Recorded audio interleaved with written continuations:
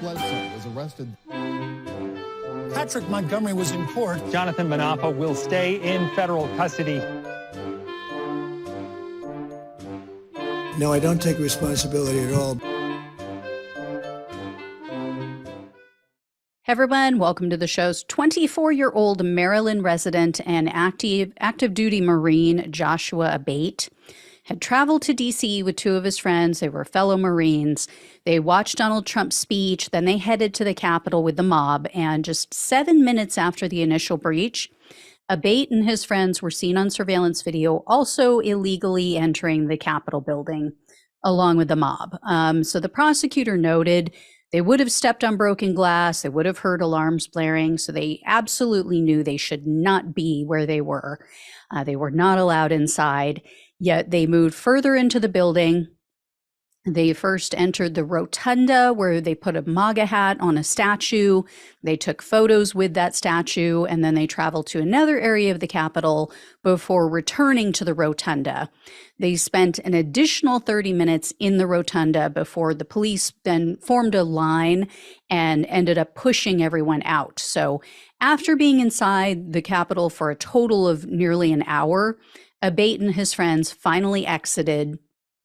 So Abate was arrested on January 18th of 2023, and he was charged with entering a restricted building or grounds, 2 counts of disorderly conduct, and parading or demonstrating in a Capitol. As with his friends, he pleaded guilty to the parading charge in June of 2023. So he was facing up to 6 months in prison, 5 years of probation, and $5,000 in fines. But the government requested only 21 days in prison, 60 hours of community service, and $500 in restitution. And according to the government sentencing memo, Abate was still enlisted in the Marine Corps at the time of their filing. So unlike his friends, I'm not sure if he's actually going to lose his career. The other two were on the verge of losing their careers, so I'm not sure, but I will let you all know if I hear anything more on that front. But U.S. District Judge Anna Reyes presided over Abate's case. This was like her third case. His and his friends were the first January 6 sentencings that she's handled. Unfortunately, I couldn't locate any details about what may have been said at the sentencing hearing, but Abate's sentence was even weaker than his friends. Abate was sentenced to only 1 year of probation and a $500 restitution fee. So it's possible that he also received 279 hours of community service. That was ordered for his friends, but I couldn't find anything in the court docket or the public record. So, it would seem odd if they received that, but he did not.